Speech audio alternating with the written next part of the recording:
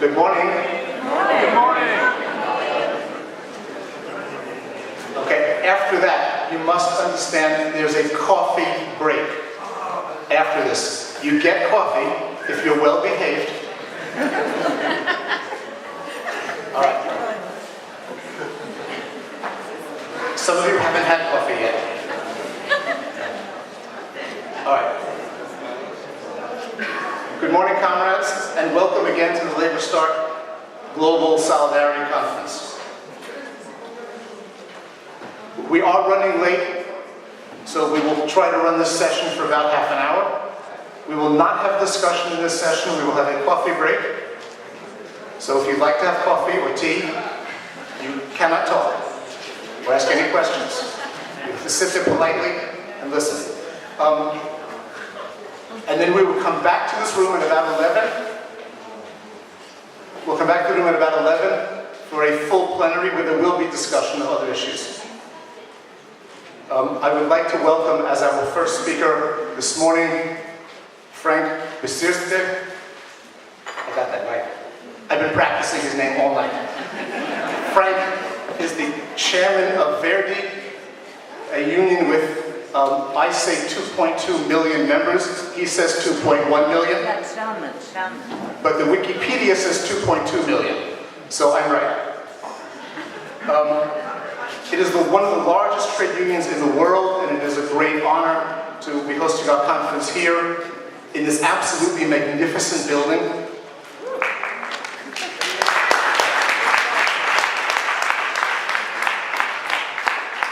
We're going to thank Verdi properly at the end of the conference, but I think at every opportunity we should remind ourselves how lucky we are to be here. So I want to thank Frank and everyone at Verdi. And without further ado, Frank Besirste.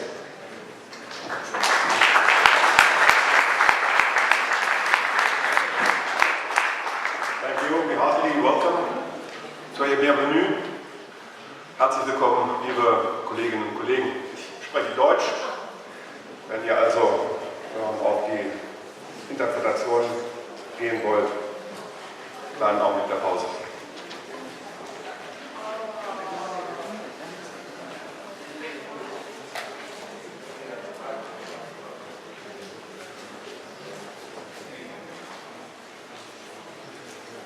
Ich darf euch ganz herzlich willkommen heißen hier in der Verdi-Bundesverwaltung.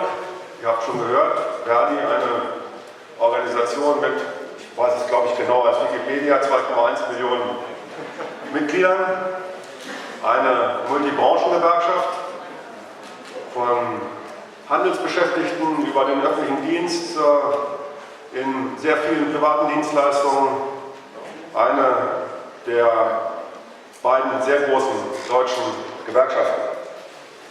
Ihr habt vielleicht gesehen, die Transparente, die draußen hängen, betreffen die aktuelle Auseinandersetzung um die Einführung eines gesetzlichen Mindestlohns in Deutschland, betreffen den Kampf gegen Armutslöhne und Hungerlöhne, gemessen am Lebensstandard hier, richtige Armutslöhne.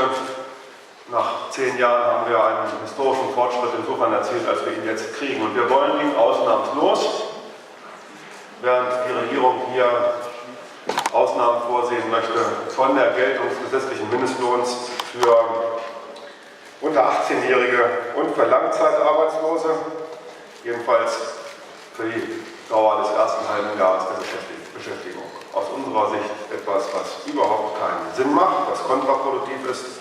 Und wir wollen die nächsten Monate nutzen, um diese Auseinandersetzung breit in die Gesellschaft hineinzutragen und Ausnahmeregelungen nach Möglichkeit zu verhindern. Wir sind an verschiedensten Punkten aktiv, auch in der internationalen Solidaritätsarbeit, sei es bei der Unterstützung streikender Kollegen in Konzernen, die ihre Zentrale in Deutschland haben, etwa bei der Unterstützung streikender DHL-Kollegen und Kolleginnen in der Türkei oder bei der Anerkennung ihrer Gewerkschaftsrechte bei unserer US-amerikanischen Schwestergewerkschaft bei T-Mobile USA. Wir sind aktiv in der Unterstützung unserer Kolleginnen und Kollegen von Autodefensa in Kolumbien, ebenso die in der Solidaritätsarbeit entlang der Wertschöpfungskette des Textil- und Lebensmitteleinzelhandels. Dazu wird meine Kollegin Katharina gleich noch mehr sagen, deswegen will ich darauf verzichten, das näher auszuführen. Wir wissen, denke ich, wie wichtig es ist, sich zu vernetzen und sich gegenseitig zu unterstützen. Umso mehr freue ich mich und freuen wir uns, euch heute hier in unserer Bundesverwaltung begrüßen zu können. 50 Workshops, das ist ein ambitioniertes Programm. Ich bin sehr, sehr beeindruckt dadurch, dass aus allen Kontinenten aktive Gewerkschafterinnen und Gewerkschafter hier sind. Ich finde, das ist sehr beeindruckend. Und ich kann nur sagen, fühlt euch zu Hause, fühlt euch wie zu Hause hier in diesen 1,5 Tagen. Ihr seid uns sehr, sehr willkommen.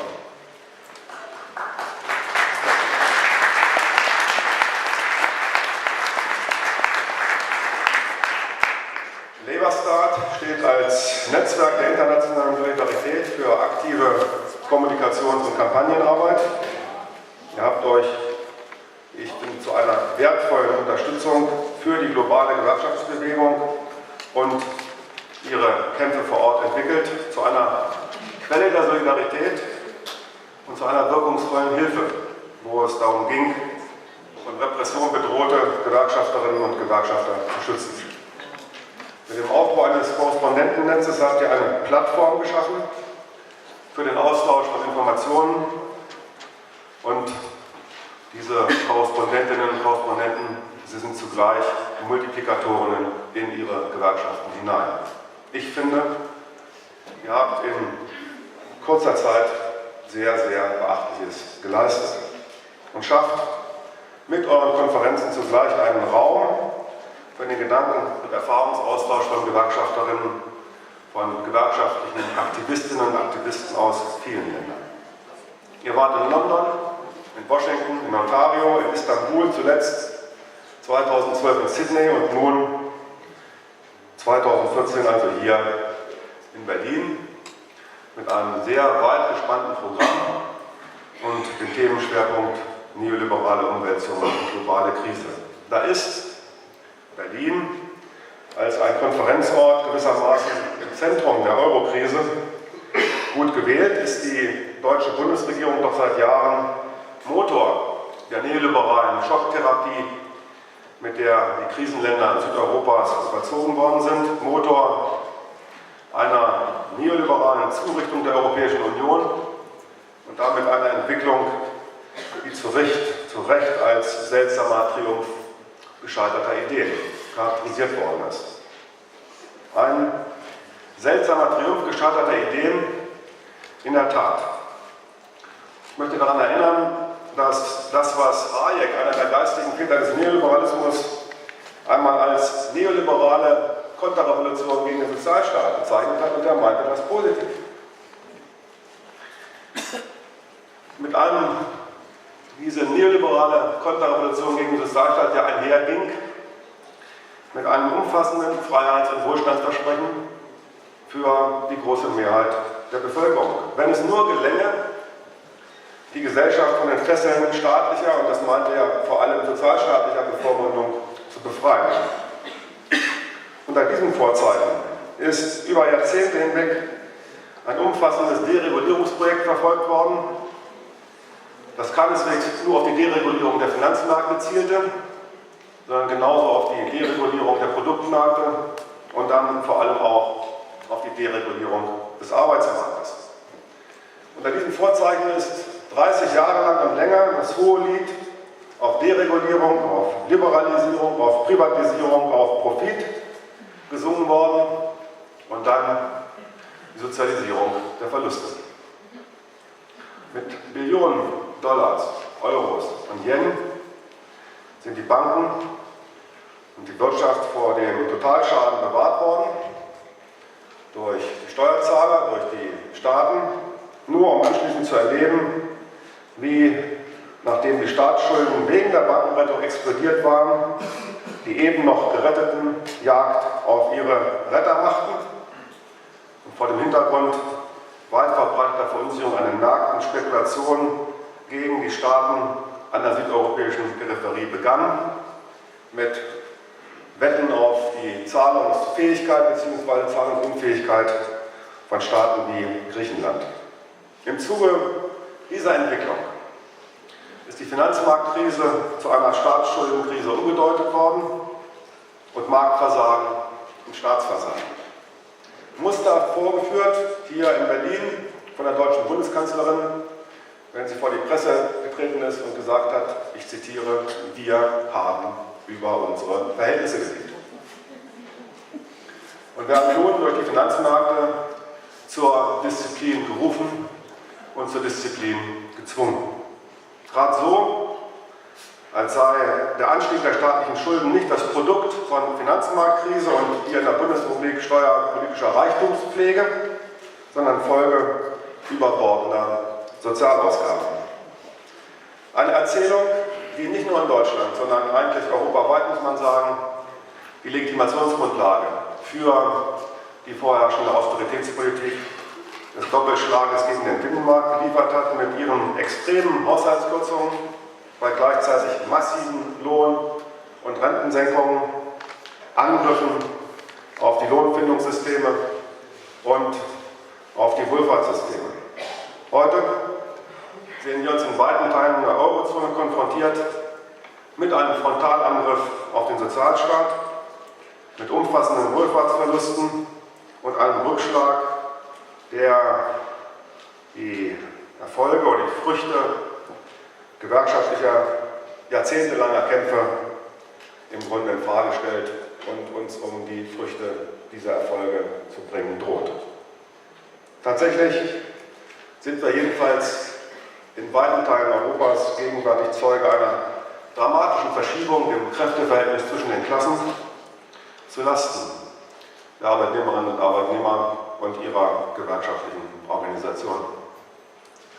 Grund genug zu erörtern, was wir dem entgegensetzen können, was wir vorschlagen, um die dramatisch hohe Arbeitslosigkeit und Jugendarbeitslosigkeit zu bekämpfen. In Griechenland, in Spanien liegt die Arbeitslosigkeit höher als in den USA auf dem Höhepunkt der Weltwirtschaftskrise der 1930er Jahre, mit einer Jugendarbeitslosigkeit von über 50%, bei den jungen Frauen mit einer Arbeitslosigkeit von über 60%. Am Mittelmeer droht eine verlorene Generation aufzuwachsen. Was setzen wir dem entgegen? Wie wollen wir den sozialökologischen Umbau unserer Gesellschaften vorantreiben? Und wie wollen wir der Dreifachkrise von Ökonomie, Umwelt und Demokratie entgegentreten? Dabei ist das. I want to try, if I can, as hard as I can. This is difficult for me, but I want to try to win the prize for the shortest speech. Thank you for listening.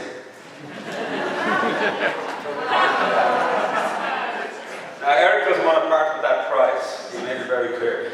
So LabourStart contacted a uni global union about a week ago and asked for a participant from the panel who was going to be young, articulate, and a woman, and here I am. So essentially, my background, as people may gather, I work for the UFCW in the United States, but I don't happen to have a Kentucky accent. I'm originally from Ireland, but I've been living in the US since 2006, and I've been working for UFCW since 2007. And in Ireland, I used to, talk a bit about the US labour movement and write about it and so on. And I talked about it being anti-union, and they don't like unions, it's a tough environment, etc. But I really had no idea until I got there, until you actually, palpably feel how bad it is for the labour movement in terms of the environment in the US. So my job for UFCW, as much as possible, is to try to construct global dimensions to the campaigns that we're running against corporations. And those campaigns will have as the ultimate aim to gain organising rights for workers, so that workers can stand forward, choose the union, and not fear victimisation or retaliation.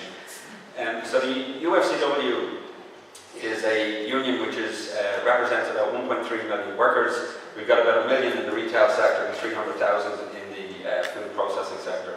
And my concentration is in the retail sector. So most of the work I do is to try to help to organise retail companies. And you know, when you think conceptually in terms of global campaigning, or at least when and by the way, I should confess, you know, I know probably about 20% of the people in the room here, and as I'm, you know, walking in and saying hello and all this, I feel like a complete fraud up here talking to you guys, because there's so much organising talent in this room, it's unbelievable. But nonetheless, when I'm finished, you can contradict everything I said that was wrong, and you know, feel free to have at it.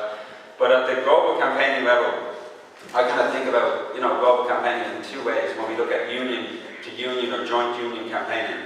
One way is transactional, and that's where essentially, you know, you've got something going on, there's a plant being closed, you go over to another union in another country, you say, hey, I need a favour. You know, and typically that's a short relationship and frankly not very deep and, you know, not usually effective. The other is relational, where what you seek to do is you seek to, you know, join forces with other unions in other countries, usually who are dealing with a common employer, and you seek to construct where you can a common platform for action. And what you try to do is you try to make sure that everybody's vested in the struggle, and the same struggle, or that there's as much as can be possible joint aims. And you know, we usually find that takes a lot longer. It's a hell of a lot harder, but it's usually much more effective. The organising sector, or the retail sector in the US, is particularly difficult to organise. So, you know, as well as all the other environmental factors, the legal situation and so on in the US, you know, in the retail sector, the same as most of the developed world, the population is usually young.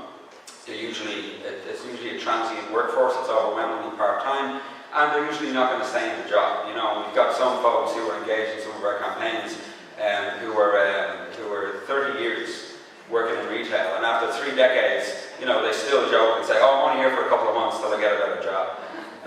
But that's the kind of environment we have. So we're experiencing quite a lot with new forms of organising. So for example, people will be familiar with the Our Walmart model, which is part of the Walmart campaign, where we're looking at minority unionism. The RWDSU in New York, which is part of the UFCW, and there's a couple of folks here, are looking at the Retail Action Project, which is a way to get young workers involved in a union from the retail sector, but they don't necessarily have to join the union. They can get involved on the basis of issues. And the way I like to describe the Retail Action Project is that, you know, typically as a union, what we used to do, and we're still not very good at engaging young workers, but what we used to do is go out and say to young workers, what do you want out of a contract? And when they say, oh, we want, you know, healthcare and, you know, some benefits and a good salary, and we're like, yeah, check, we got that covered, you know, they should be flooding with a union. And I think what the Retail Action Project tries to do, instead of asking young workers, what do you want out of a contract, they ask, what do you want out of life? And then they try to figure, how's the union going to be relevant to that? So we are experimenting with some of that within the US. But on the global piece, what I want to do is just pick some, people might be familiar with the Walmart campaign and some other campaigns, but I just want to illustrate it for 2 minutes with a campaign that you may not be familiar with, and that's a campaign against Walgreens, which is a pharmacy in the US. So Walgreens is the largest pharmacy in the United States. It's largely non-union. We have a slice of the company from an acquisition they did in New York, but it's largely non-union, and it's viciously anti-union. Until recently, it had up a website, DNR.com, and DNR stood for no, or NDR, no dues required. And every inductee that came into Walgreens is like, welcome aboard, here's your ID card, here's your uniform, and here's a website you need to go and log on, and it explains to you, you know, where views about third-party representation. So in the US, there's a lot of stuff that we're doing in partnership with Change to Win, and it's a regulated market in pharmacy, and we're looking at some leverage points there. But globally, we've identified 3 platforms that we're working with globally, and this is, as much as we can define it, kind of a corporate campaign or a comprehensive campaign structure. One is the company is purchasing a company called Alliance Boots, which is the largest drug wholesaler in the world. That company is based in Europe, and we've identified that this merger is an imperative for the company, so we're actually linking up shareholders in the US, where the company's giving one version of what's going on, to stakeholders in Europe, where the company's giving a completely opposite version of what's going on. Also on tax, the company has a tax strategy in Europe, this company that they're buying, Alliance Boots. And incidentally, the head of Alliance Boots, it's, you know, Montgomery Burns is not a better, you know, capitalist villain than this guy. His name is Stefano Pessina. He doesn't live in Monaco. He lives off, and I quote, a series of yachts moored off the coast of Monaco. Not even one yacht, a series of yachts. And what happened when they purchased a company in the UK called Boots? Boots is the largest pharmacy in the country. They purchased Boots, which had been based in Nottingham for 160 years. They paid all the taxes in the UK, etc. Within 2 months, the company had relocated its headquarters to Zug, Switzerland. It had set up subsidiaries in Guernsey, in the Isle of Wight, and in the Cayman Islands. And essentially it was moving its profits out of the country on a tax-free basis. So Change to Win in New York engaged in some research. We got forensic accountants involved, and essentially we discovered that the company had avoided paying tax since 2007 of £1.1 billion. We then did a little calculation and figured out that gets you about 46,000 nurses in the National Health Service of the UK, and that 38% of the company's revenue comes from the National Health Service in the UK. So let's think about this for a second. Taxpayers are paying 38% of the company's revenue, and the company's taking 1.1 billion of its profit and moving it offshore without paying any tax. So we essentially exposed that in the UK. We engaged with Unite the Union, and we built a common platform with them with War on Want. We held a parliamentary hearing where we had members of the Labour Party speak on the panel. We had tax experts, etc., and we blew it up at the press. We also put in an OECD case, and the reason we focus on the tax is that we look at the tax as being a central part of the company's operations, and we want to make sure that we can impact it. And then finally, worker engagement. This company has systematically in Europe, not as bad, nowhere near as bad as in the US, but in Europe has engaged in a process of trying to weaken unions. So in Spain, it's attacking a collective bargaining agreement. There were a number of strikes in Spain in the past couple of months. We had the workers from CCCO over to New York. We went to the shareholders meeting. One of our guys in New York got arrested. That's a whole other thing, which I'll tell you over a bigger later. But essentially, we're doing bilateral connections, but we're also engaging through the European Works Council. And this is one of the key pieces about doing global organising from the US into Europe particularly, is that there's a whole regulatory framework, which most people in this room will know about European Works Councils. I used to sit on European Works Councils. I set up 3 in my career when I was in Ireland, but I never used them as real leverage points. They can be used as real leverage points, and that's what we're doing. So look, finally, I'll just conclude on this, is that my view is, and I know that a lot of these remarks are kind of technical, they're kind of inspirational, but I just wanted to kind of give a frame of kind of what we're doing. And my view is we must use all the tools at our disposal. And in the US, frankly, there are 2 things which I think should be present in order to have any chance of winning. One is that if there's a shareholder angle on a campaign, and the second is if there's a global angle on a campaign, because then you can go to other forums where the employer is not necessarily on strong ground. And the company, I think at the beginning it was said that about the company's a dictatorship. So Walmart in Bentonville, Arkansas can pick up the phone. They can ring London, Tokyo, and Johannesburg and say, okay, from next Monday, this is our new policy. This is what we're doing. This is what you're all going to do.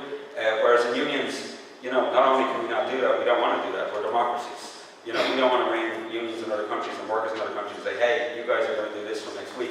We got to build that from the ground up, because the sourcing decisions or the sourcing policies of a retailer in Bentonville can have tragic consequences in Bangladesh. And for that reason, a global capital machine requires a global labour response. Thanks, folks.